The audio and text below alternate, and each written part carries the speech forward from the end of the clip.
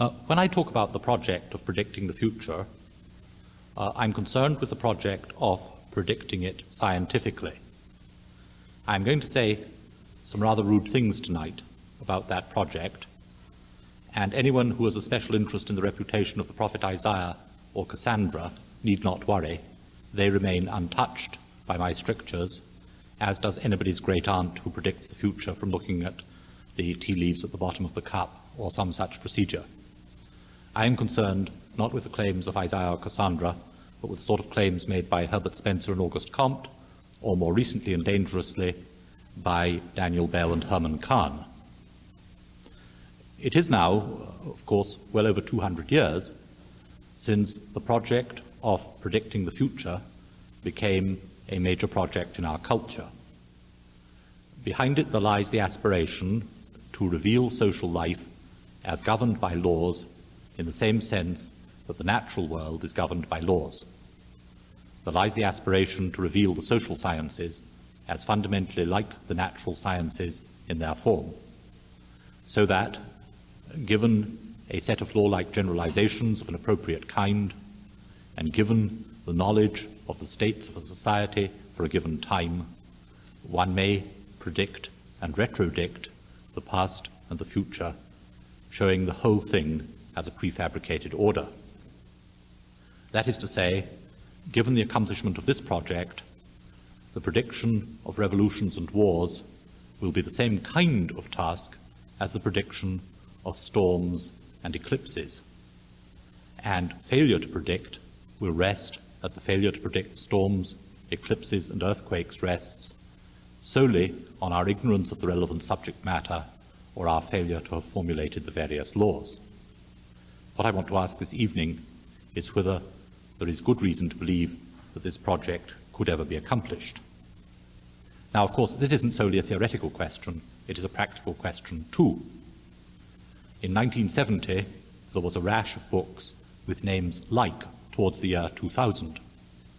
And I predict that in 1980 there will be a similar rash, and in 1990, publishers being incurable optimists as they are, an even more similar rash. You will notice that I allow myself predictions of a certain scope about such things as the habits of publishers. What I want to point to now, however, is that the whole notion of predicting the future of society for the next 30 or 40 years rests on, quite explicitly, the project of showing social life as law governed. Now, in order to try and show that this whole project is a superstition, which is what I wish to try and show this evening, in order to show this, I first of all wish to make a distinction between what I shall call natural particulars and what I shall call social particulars. By a natural particular, I mean a particular atom, a particular molecule, a particular planetary system, a particular sample of a particular gas. Natural particulars are what provide the natural scientist with what he has to explain. And it is a condition of a natural particular being identified as a natural particular that its behavior should exhibit regularities which allow us to predict its future behavior. Kepler's laws of planetary motion, or the gas laws, laws like Boyle's law or Dalton's law of partial pressures, are laws which state regularities embodied in the behavior of particular samples of particular gases, or embodied in the behavior of our planetary system, such that to identify the planetary system as that planetary system, or a particular sample of a particular gas as that particular gas, is precisely to show that the transitions from state to state are governed by regularity in just this way. It is a condition of being eligible for explanation by the natural sciences. It is a condition of being eligible for explanation by theory that this sort of regularity should be exhibited by natural particulars. Now notice two features of natural particulars which follow from this. The first is that the identity of natural particulars is constituted by their regularity.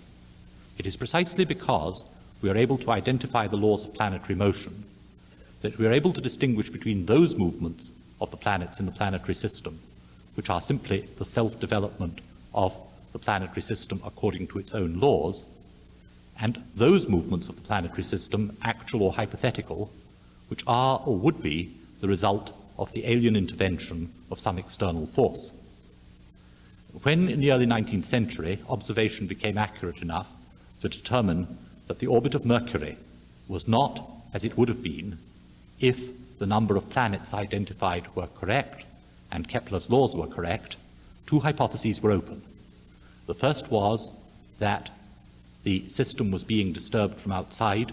The second, that there was an unidentified planet. There was an unidentified planet, Neptune. Kepler's laws were vindicated.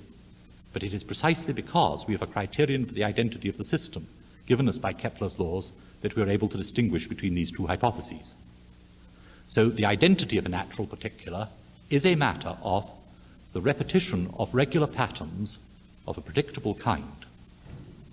Now, secondly, it follows from this account of natural particulars that we can state what would be a prima facie counterexample to the laws that we have identified. Where it's the case that our predictions on the basis of our formulation of the laws fails, and secondly, we can show that this failure is not due to the intervention of some external force, some strange body, for example, from an alien galaxy coming into reach of our planetary system. Where we can show that neither of these is the case, we know we have a prima facie counterexample to our formulation of the laws. But we would not, in fact, be able to state the notion of a prima facie counterexample were it not for the notion of this kind of predictable regularity embodied in the behavior of a natural particular. Now, if the world of men is a world of natural particulars, then it will follow that the project of predicting human behavior is essentially a right-minded one. What I now want to argue is, first of all, that the relevant particulars with which men are concerned are not natural particulars. And I wish to draw a distinction between what I have called a natural particular and what I shall call a social particular.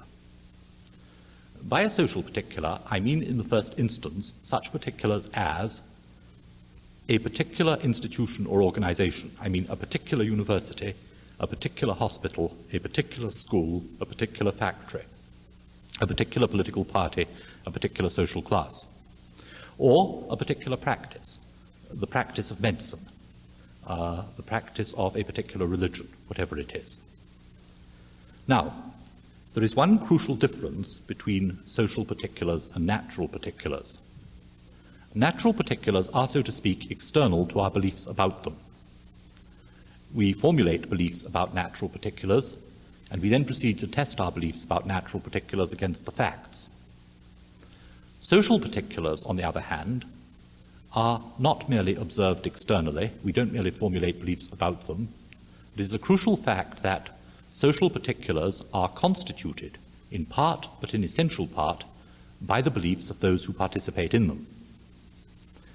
Let me give you two examples. What makes a currency system is not just that money circulates in the sense that tokens of paper or metal circulate which have been duly authorized by some authority. Money is only money if this condition is not only met, but another condition is met, namely that a particular currency-using population believe that these tokens of metal or paper have a particular value. And the moment that a particular currency-using population ceases to believe that these particular pieces of paper or metal have a particular value, then these pieces of paper and metal cease to be money. This happened in Germany and Austria in 1923. That is to say, the social institution of money depends on people believing that there is a social institution in which they are participating, which is the exchange of money. As with, let me give you another example, as with currency, so also with an army. To be an officer is not merely to hold a commission from a duly constituted authority. To be an officer is to be recognized as being an officer by one's equals, superiors, and inferiors in the relevant situations.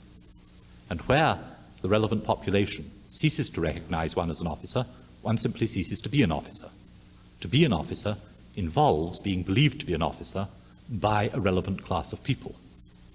When this ceases to be the case, as in the Russian army in 1917, quite simply, there cease to be officers, there indeed ceases to be an army.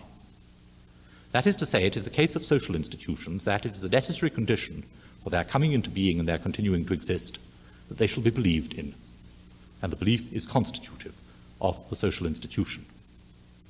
Now, what is the significance of the fact that social particulars are in essential part constituted by beliefs about them?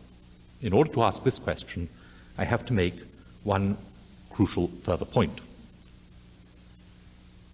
No social particular need ever be constituted by, and most social particulars are not in fact constituted by, one single set of homogeneous, consistent and coherent beliefs.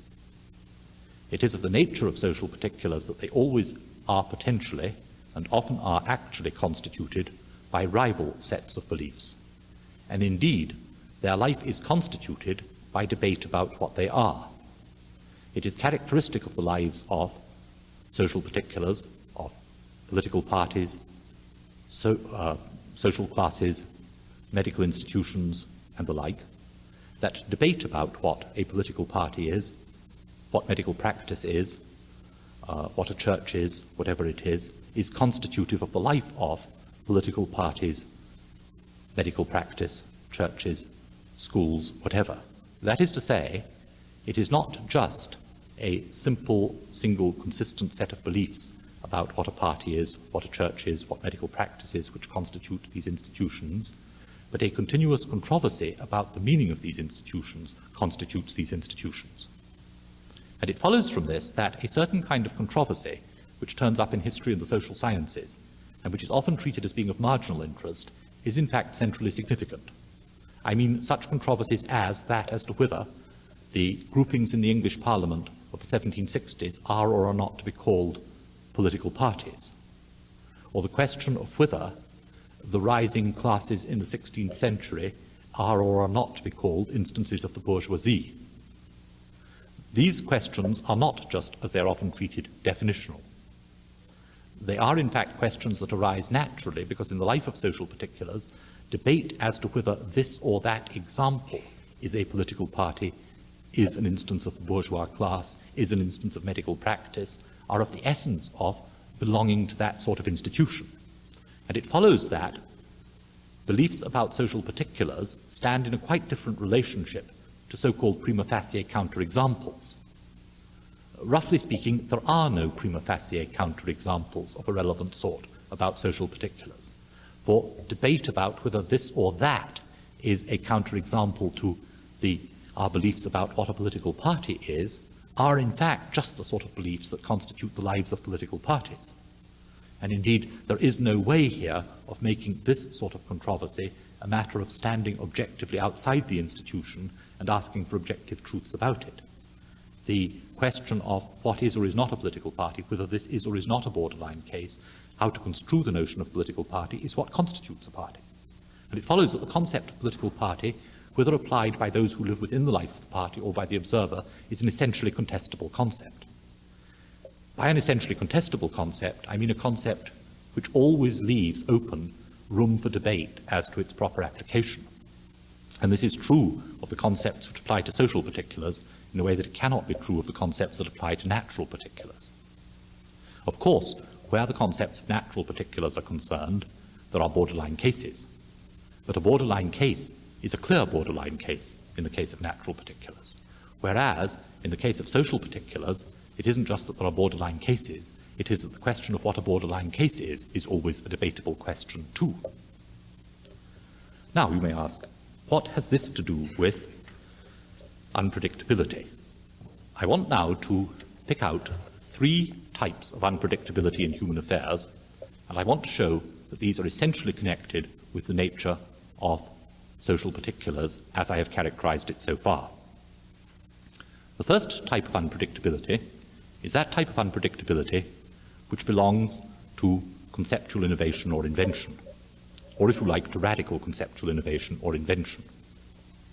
Now, I wish to produce arguments which will show you that the invention of new concepts cannot be predicted.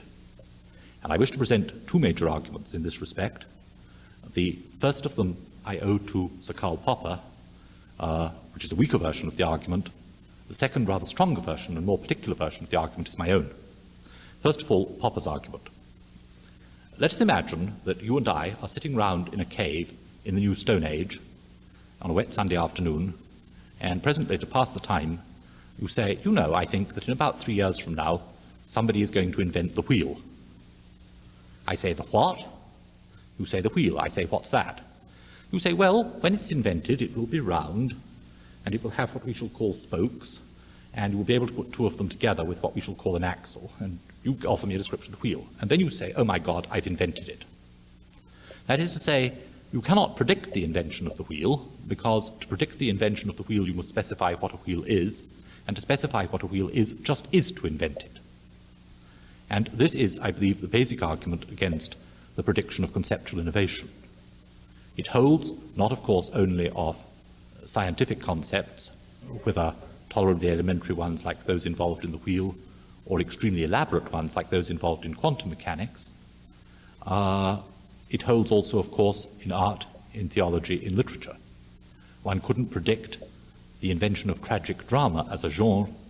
One couldn't predict the doctrine of justification by faith alone, for in a crucial sense, in order to predict, one would have to invent these doctrines, or this particular dramatic form. And that is to say, radical conceptual innovation is unpredictable. Now, I wish to try and show not only why I take Popper's view here to be true, but also to produce a particular application of it, which is, I think, if even a stronger form. Let us suppose that somebody wished to deny the assertions that I have just made. And they wish to suggest that one could predict certain kinds of intellectual innovation of the sort that I believe to be impossible. And let us suppose that as a first step to this, they suggest that it might be quite possible to predict which theorems in a particular branch of mathematics will be proved within the next 5 years, which have not been proved to date. We take some section of mathematics, algebraic topology, let us say, and we shall simply take out of the list of as yet unproved theorems, we shall select a subset, and we shall find a way of predicting, doubtless using some kind of computer program, a way of predicting which theorems out of this set will be proved within the next 5 years. Now, supposing somebody put forward this project, he would be involved in holding that he has a decision procedure which will enable him, out of the set of formulas which belong in the area of algebraic topology, which enables him to tell which formulas are theorems, which formulas have proofs, and that he can do this in advance. He can't say all the formulas that they have proofs, but given that he selects correctly a set for the next 5 years, all these formulas will have proofs. So we will have some modified form of decision procedure. Now, we have a proof, a very strong proof, that for any calculus richer than the first-order predicate calculus, there is no such decision procedure. But if there is no such decision procedure, then no subset of the as yet unproved, unknown theorems, rather, unproved formulas, there is no subset available. It follows that either this is unpredictable, or there is a major flaw in one of the best accepted proofs in modern logic. And anybody who wishes to hold that this is predictable will have to show a flaw in that proof. This puts a very nice technical onus on anyone who wishes to show that this isn't possible. Now, this is a very modest form of conceptual innovation I've been concerned with showing isn't possible here. Modest theoretically, but of course immensely important in terms of practice. For it follows from what I have just said that the future of mathematics cannot be predicted, and if the future of mathematics cannot be predicted, then the future of physical science cannot be predicted, and if the future of physical science cannot be predicted, then it follows that the future of technology cannot be predicted either.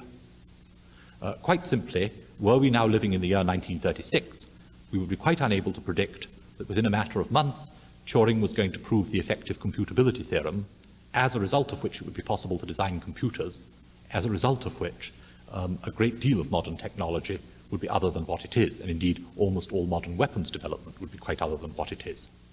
It follows that this, as it must seem to some of you, rather arcane point about the impossibility of providing a decision procedure for certain theorems has extremely important social implications.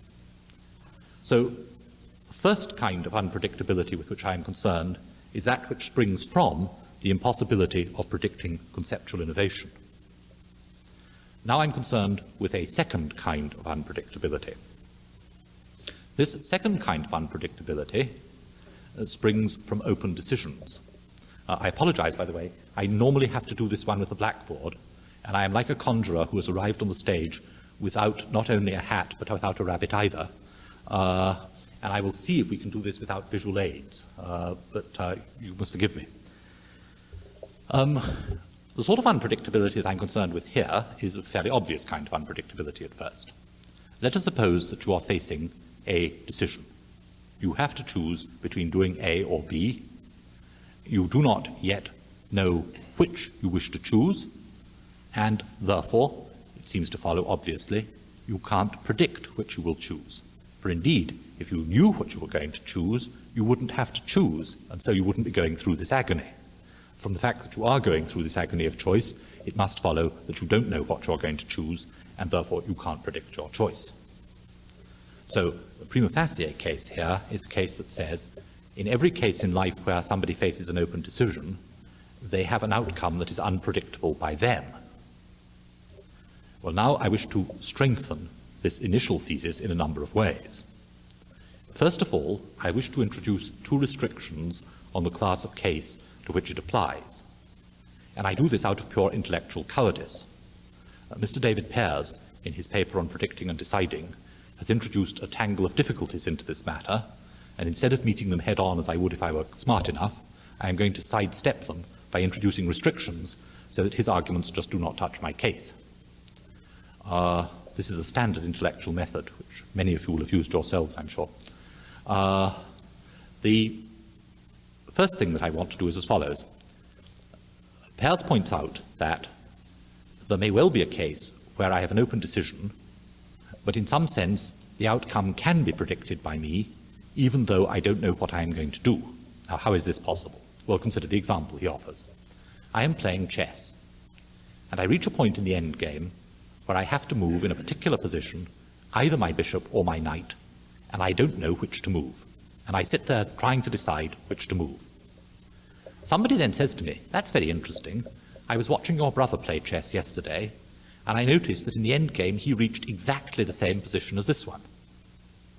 Now, it so happens that through the years I have learnt inductively that whenever my brother and I are playing chess and reach the same position, we always make the same move. I am therefore now able to predict with enormous confidence that I will make whatever move my brother made yesterday, though I do not know what move he made yesterday, and so I do not know which of the two moves I will make. But I may still be able to predict correctly that I will make the move that my brother made yesterday. That is to say, I cannot predict which move I will make under the description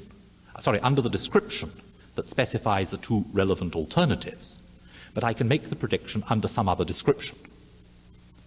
So in order to meet this class of case, I now say that I am going to ascribe unpredictability not to decisions between alternatives as such which remain open, but only to that class of open decisions where no description of the alternatives is available to me of a predictable kind other than those descriptions which specify the two alternatives. I put out of court cases where a description is made available to me that doesn't specify one of the alternatives. And that gets rid of that problem for the moment. Well, it gets rid of it permanently if you don't care. Now I want to introduce a second restriction in order to meet another argument of Pears. Pears, in some very subtle and interesting arguments, considers the question of whether a man may ever be said to know completely his own beliefs and desires, and thus be able to predict his own decisions because he has a total knowledge of his beliefs and desires. Now, I don't want to enter into this difficult case. I want instead to restrict my arguments to the case where the only evidence that a man has as to the relative strength of his desires for two alternatives is the outcome. And there are many such cases.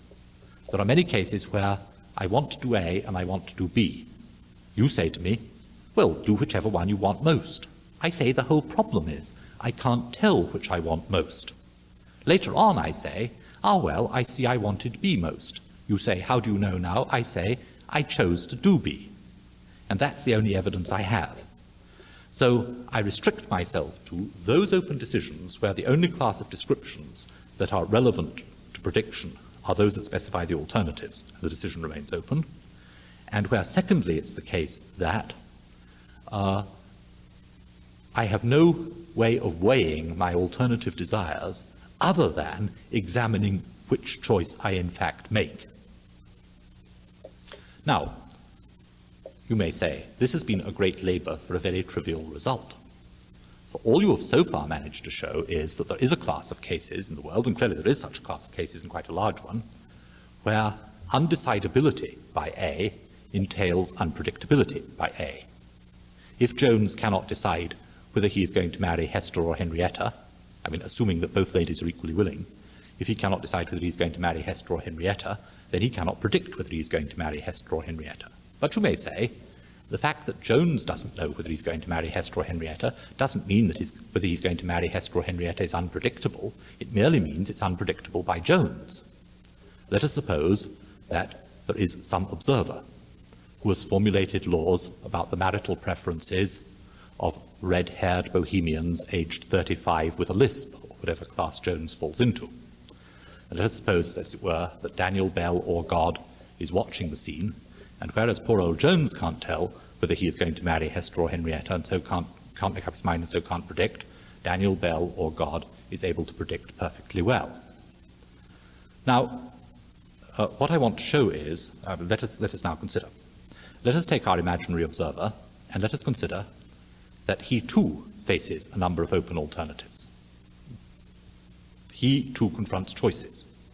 And just as Jones can't decide whether he is going to do A or B, but our hypothetical observer, let us say Smith, can predict Jones' behavior, so there will be certain alternatives open to Smith, and Smith will be unable to predict Smith's behavior. So the objector says, Smith can predict Jones' behavior, though Jones can't predict Jones' future behavior, and Smith can predict Jones' behavior, but Smith can't predict Smith's behavior. But now let us consider, Smith can't predict Smith's behavior. So one of the things Smith can't predict is the outcome of his future decisions. But if he can't predict the outcome of his future decisions, one of the things he can't predict is whether he will ever impact on Jones. Now, if he can't predict whether he will ever impact on Jones, he cannot predict what Jones's future choices will be. Here is Smith busy considering whether Jones is going to marry Hester or Henrietta. But Smith cannot predict whether he is not going to decide to run off with Hester or Henrietta himself. And for this reason, he cannot predict the outcomes of Jones's future decisions either.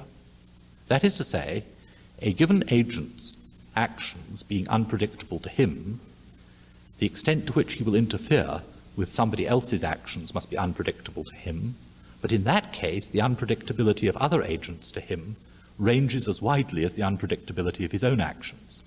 For what choices we have in the world and what their outcomes are depends on how far other people impact upon us. Now, one response to this is to say, but surely we can just take a strong hold on ourselves. If one wishes to be a social scientist, one simply makes a resolution not to interfere with those subjects about whom one is observing and about whom one wishes to frame prediction. All one can say is one has watched other people make moral resolutions, and they have failed too. And if the strength of sociological prediction is of the same order as the strength of sociologists' moral intentions, then the subject is very different from physics, also much more fragile. So the second kind, it turns out that unpredictability by the agent of his own decisions does provide a premise from which we can derive the result of unpredictability by the agent of the decisions of anyone with whom he may interact, and since he can't predict with whom he may interact, the unpredictability of anyone at all. So we have a second sort of unpredictability. Third sort of unpredictability. This third sort of unpredictability is most illuminatingly phrased in game theoretic terms. Let us suppose that we are in a newly liberated third world state. There are a whole lot of people jockeying for positions of power. There are the politicians of the various parties, the government to whom the ex-colonial power handed over political power, and the opposition parties of various brands. There are the trade union leaders. There are the military. There is the Marxist-Leninist Revolutionary Party of East, wherever it is. All these people are sitting around watching the others.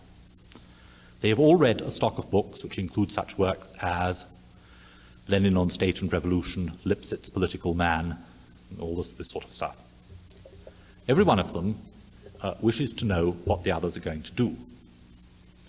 But in predicting what the others are going to do, they have to face the fact that a major component in the decision that the others make as to what they're going to do is the decision of the others, is the prediction of the others as to what they are going to do. So they are essentially engaged in predicting what the others will predict, that they are predicting about what the others will predict about, etc. That is to say, they are involved in a prediction which does not involve an infinite regress, but an indefinite one. Now, the important thing to see here is, that in this particular game theoretic situation, given imperfect information, there are many situations in which there is no uniquely rational solution for any of the players, and which all the players know that there is no uniquely rational solution for any of the players. And in this situation, the actions of each player become unpredictable to the others.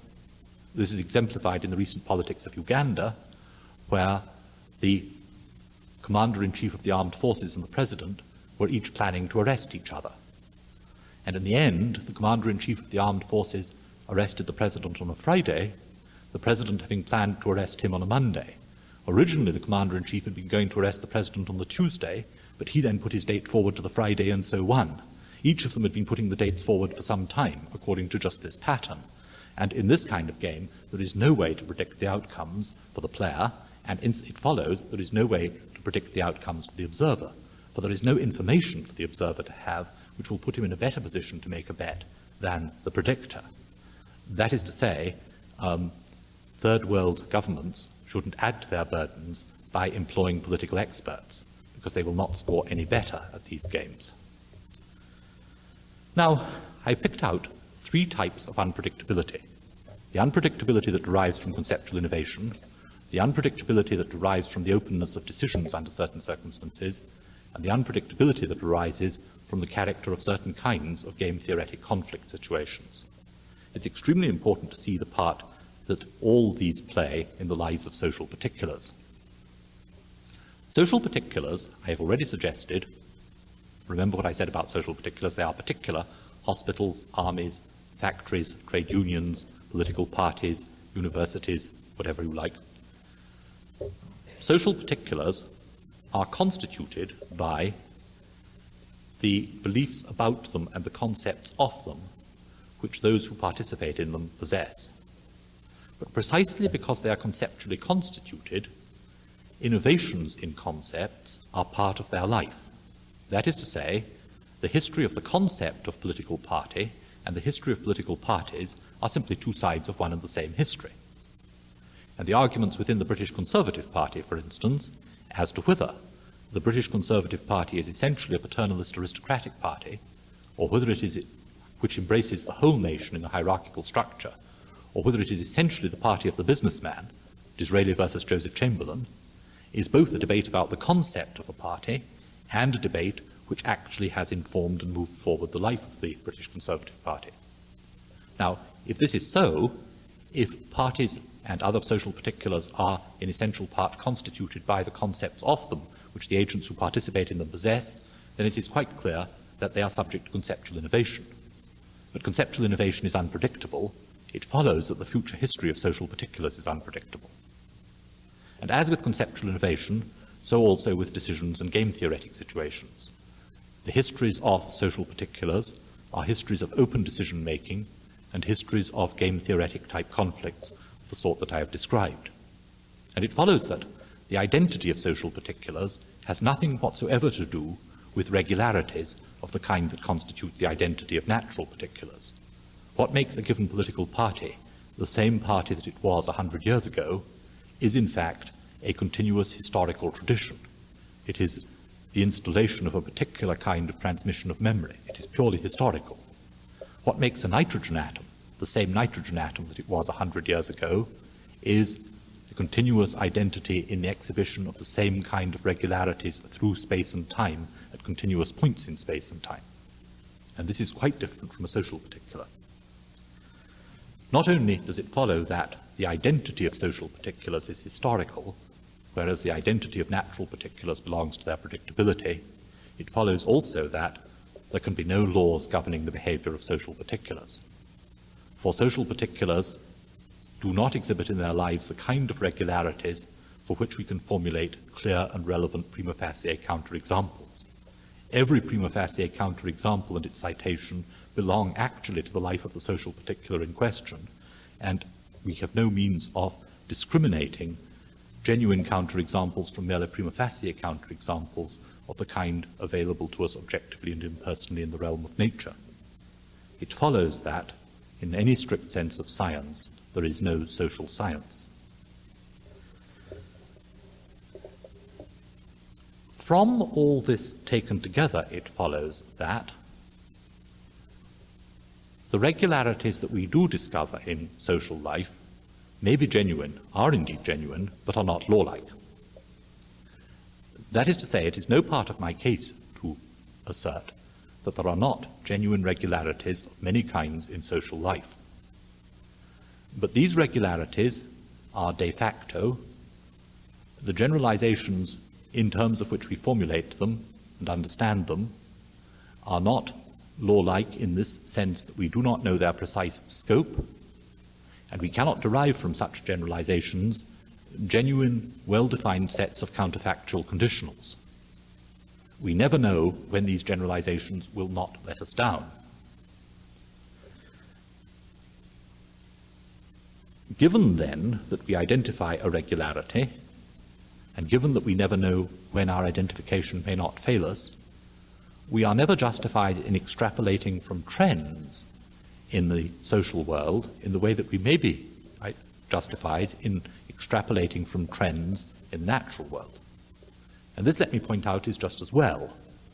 Had we been justified in extrapolating from the trends identified by demographers, we should have predicted at various occasions in the last 40 years both a world that was already so populated that there wasn't enough to eat or enough air to breathe, and also a world so empty that we wouldn't be quite clear what to do.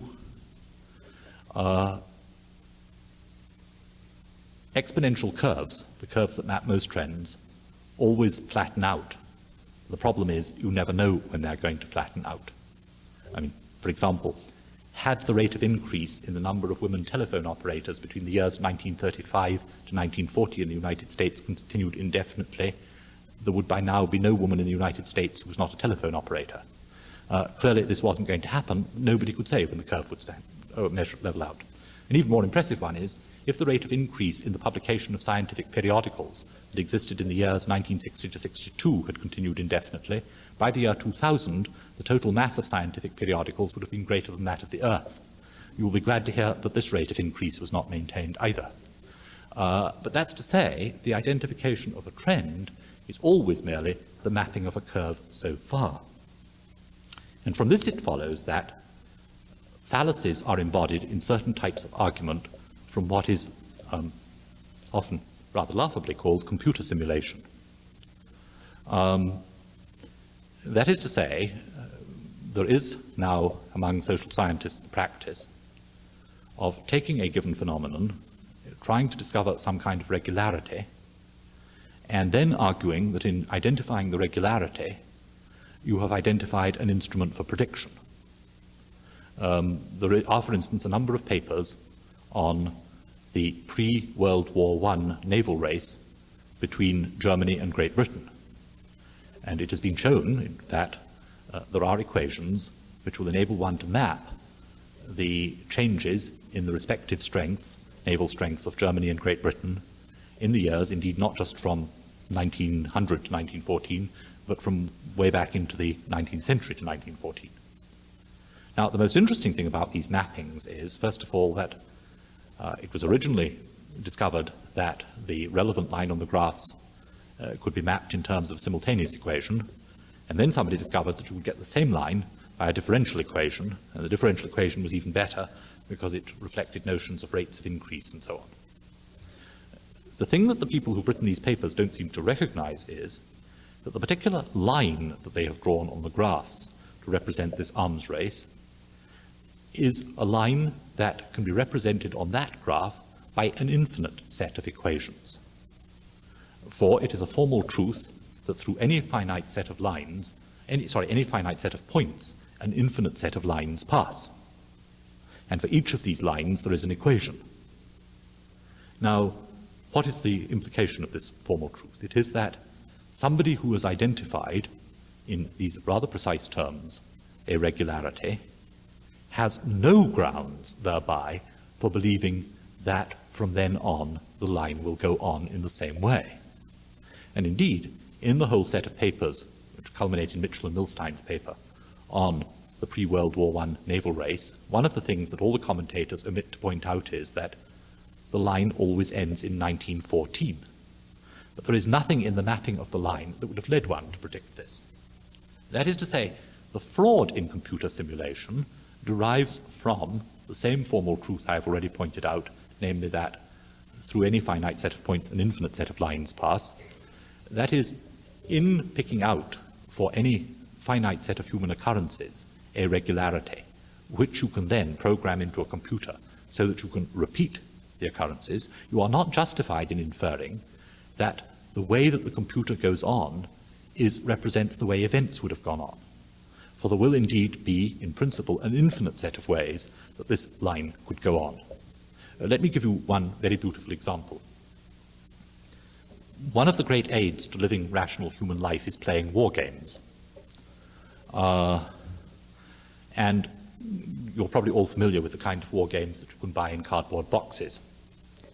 I recommend to you, well, not to play as a war game, because it's an eccentric case, as you'll discover presently, the Battle of Gettysburg. Now, the point about the Gettysburg war game is that, like most war games, provided that you have the sophistication of a child of 4, you will discover very soon there is a way of playing the game in which you cannot but get the actual historical outcome. The game is so rigged that the historical outcomes. And in the case of most war games, this is very clear. Wellington always wins at Waterloo, and the Germans are always stopped on the Marne, and so on. I mean, if you want to reverse these things, you have to play with children of 3. Except for Gettysburg. If you obey the rules in the Gettysburg game, the South always wins. Now, it is a matter of history that this didn't actually happen. Why not?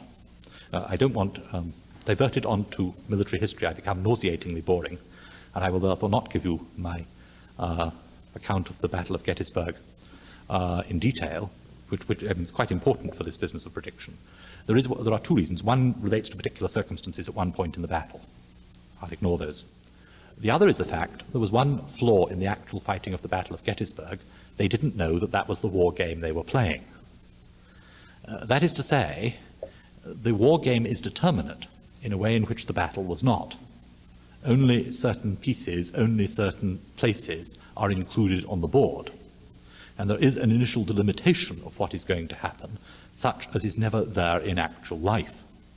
That is to say, on actual terrains, and what is true of battles is also true of diplomatic negotiations, making love, holding seminars, and doing all the other things that make up life, on all these terrains, situations are always determinate after the event, but never before. Before the event, it is impossible to say what the parameters which delimit the event are going to be. And that is to say, there isn't something called the Battle of Gettysburg which is about to be fought. There is only the Battle of Gettysburg after it has been fought. And this is a truth ignored by people who believe in predictability of human affairs. I have already said that I am not interested in arguing, I would be foolish to be interested in arguing, against the notion that there are large-scale and identifiable regularities in human life. But I must now point out one feature of these, and not only the feature that I so far pointed out, namely they cannot be depended on. It is the case with nature that to increase our knowledge of the regularities of nature always increases our ability to predict. And this is not so with human life. And the reason why it is not so with human life is as follows. There are certain practices which are at the core of human life. I mean lying, irony, dissimulation, pretending, silence, concealment. These practices are at the core of human life because were they not, were we continually manifest to other people, we should be unable to preserve ourselves from them in very important ways. It is very important to continuing human life as it is that in fact these practices should be available to us, and human life is riddled with them. Now, whenever a regularity is discovered in human life, it is available at once to those who wish to disappoint the expectations of others. Every discovery of a regularity is the discovery of a new occasion for circumventing the predictions of others. Consider, for example, the famous case of the pig cycle. The pig cycle dominated certain sectors of British agricultural economy between 1919 and 1939. What happened was roughly this. A whole lot of people, initially ex-servicemen, would look around and they would discover that companies that made bacon, sausages and the like, pig products, were willing to pay quite high prices for pigs. On the other hand, pigs are fed on swill, on potato peelings, on garbage that gets thrown away. The food for pigs costs practically nothing. The prices offered for pigs are quite high. So a whole lot of people say there's money to be made in pigs, and they go into pig farming. Having gone into pig farming, the supply of pigs increases, and the demand for pig food rises. As the demand for pig swill rises, people say, why should we give this swill away? And they start charging for it, and the price of pig food goes up. Equally, the supply of pigs grows, and since the supply of pigs grows, the price offered by the people who need pigs, the manufacturers of bacon and sausages, falls. And the profit margin in pigs decreases, until finally people say there's no money to be had in pigs anymore. And so they all get out of pig farming. And as they get out of pig farming, the demand for pig food drops, and the supply of pigs drops. And the price given by the manufacturers of pig products for pigs rises, and the price asked for garbage, swill, potato peelings falls. Till suddenly a whole lot of new people say, gosh, they say, there's money to be made in pig farming. And they all go back into pig farming and start all over again. Now, this cycle went on for seven-year cycles between 1919 and 1939. During the war, Eli Devons, great economist now dead, was employed, as most British academics were, in various kinds of war jobs. And one of his jobs was going around the countryside talking to people in industry and agriculture about pieces of knowledge from economics which would actually be of practical use. And on one occasion in North Wales, he gave a talk which included a piece about the pig cycle to a group of farmers, and he was very badly heckled by what seemed a rather intelligent man at the back, who kept saying things very loudly like nonsense and obviously false and things like this and absurd, and quite clearly was influencing the meeting quite a lot. So Evans was slightly put out by this, and later on in the bar he was introduced to the man as the local secretary of the National Farmers Union, and he said, now look, you're an intelligent man, you must have seen that what I was saying about the pig cycle was true. Why did you make all this fuss about it? Oh, said the man, of course it's true, but you didn't have to tell the others, did you? That is to say, those regularities which constitute economic cycles are not such that, given them, anybody can predict what is going to happen, but they are available for exploitation. They are constituted by people's beliefs and lack of beliefs on various subjects. They are alterable by beliefs and lack of beliefs, and insofar as they maintain themselves, far from it being the case that we have to abide by them, we can find plenty of ways of altering them, using them to our advantage, and using them precisely so as to defeat the new expectations that have been built up. Consequently, it is not the case that the discovery of regularities in society is an activity external to society. It is itself an important part of social activity, and the defeat of expectations is itself something that is maximized by discovery as well as expectation. Every new regularity puts us in a new game theoretic situation, opens new decision problems for us.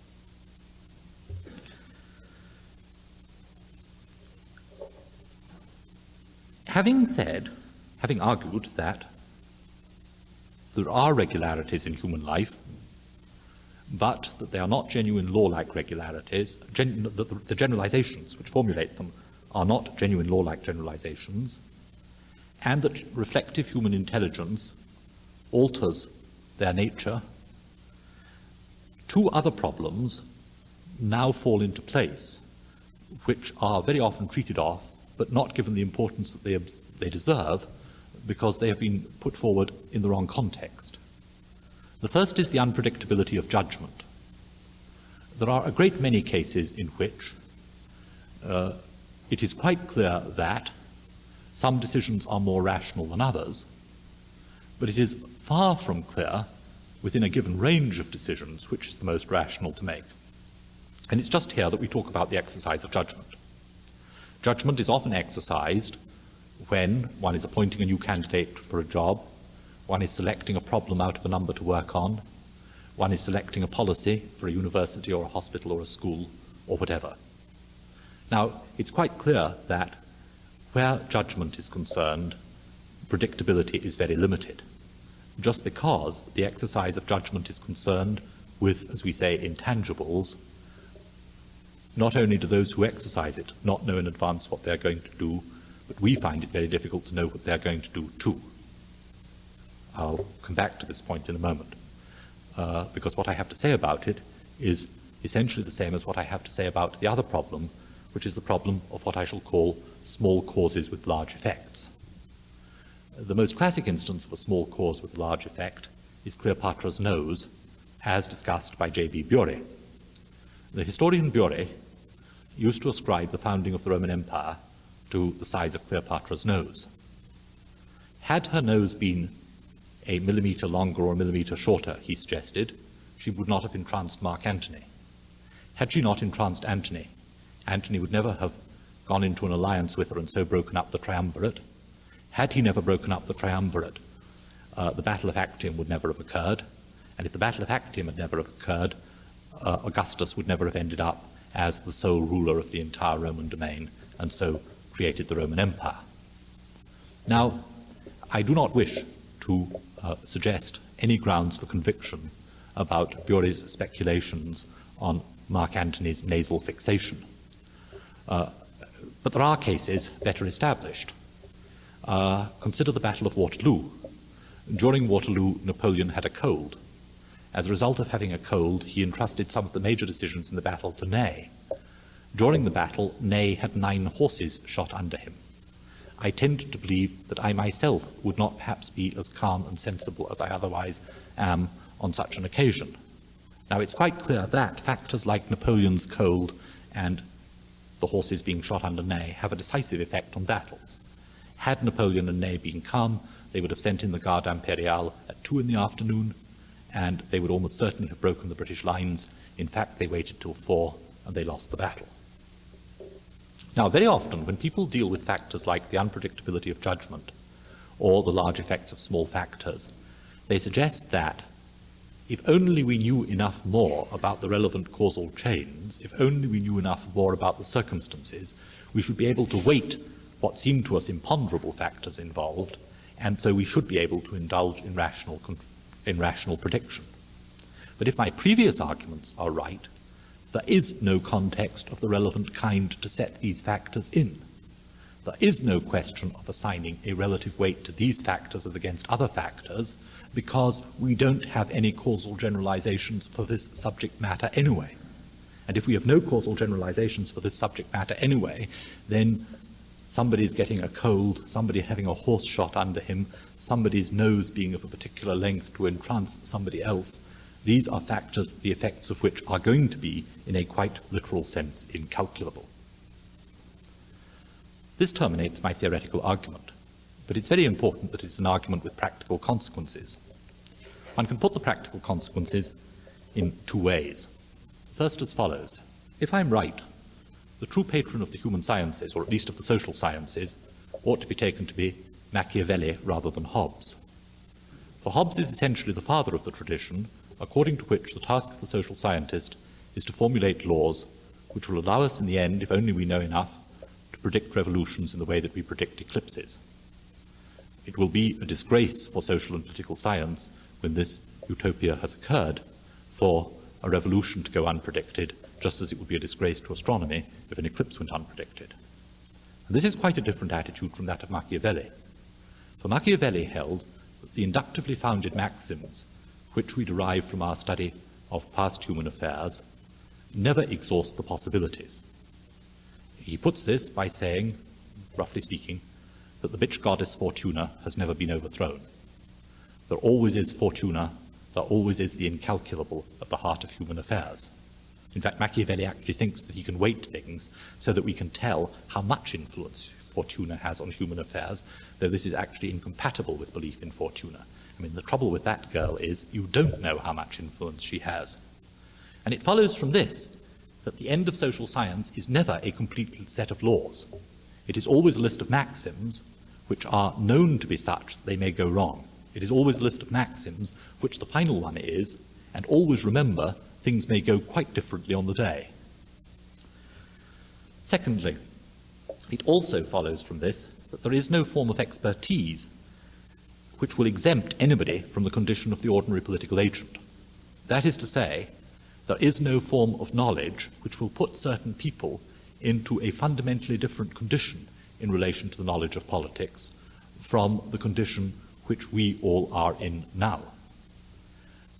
Experts there may be in the sense that there are some people who have looked at the past longer, who have looked at it more intelligently, who have come to grips with the sort of limited generalizations that we have, who have more flair for that kind of thing. I mean, that's the same in all human activities. But just as there are no experts in politics any more than there are experts in swimming, so to speak. You can do politics better or worse, but you can't be an expert at it. And it follows from this that not only is it superstitious and mythological to believe in a predictable and prefabricated future, but it is superstitious and mythological to believe that one can get a hold on that future by hiring professors of political science or of other social sciences as experts. The expert doesn't exist in this field. And that, of course, is a truth with extremely important implications, a truth likely to be perhaps less welcome in this city than almost anywhere else in the world. Suppose that somebody were to say to you, but that can't be true. After all, look how highly paid they are. There must be something in it. The rejoinder ought to be this, that there is one way of testing the power of prediction which is quite independent of any argument that I have adduced. And this is a test which I would quite willingly allow my whole case to stand or fall on. The claim to be able to do anything at all can be vindicated in one absolute way, by doing it. And if indeed it is the case that my arguments against predictability do not hold, then the final way of showing that predictability is indeed possible in human affairs would be to show that the ability can be exercised by exercising it. Now, there are areas in which claims to prediction are made where this is fully recognized. One of the few defects of modern American culture is that it has come relatively late to recognize the importance of legalizing off-course betting on horse races. And it is perhaps this that has made American society peculiarly susceptible to claims about predictability from social scientists. The reader of the British or European newspaper is very used to the racing correspondent, who predicts the winners of horse races regularly, and whose performances in prediction can be matched against the results. It is indeed the fact that every British racing correspondent has his record tabulated, and you can compare different racing correspondents and see who can actually predict which horses are going to win races and which can't. And all questions of an abstract philosophical kind about the predictability of horse racing stand or fall against the fact that there are certain racing correspondents who are very good at predicting winners, and there are others who are very bad. I may say in an aside that the British Communist daily paper has the best record of any newspaper in the British Isles for predicting the outcome of horse races, and this is perhaps compensation for its inability to predict political events, which is equally marked.